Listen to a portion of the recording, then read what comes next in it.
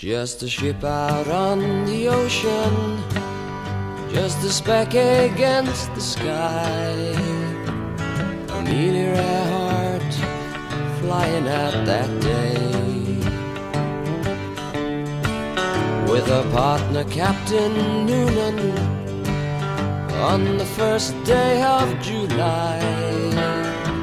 She fell into the ocean far away,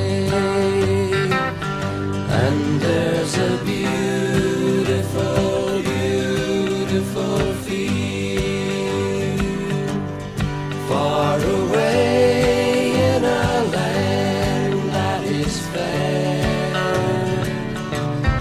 Happy landings to you, Amelia Earhart. Farewell, First Lady of the Air. 20 minutes later, an SOS was heard. The voice that came was weak and sounded brave.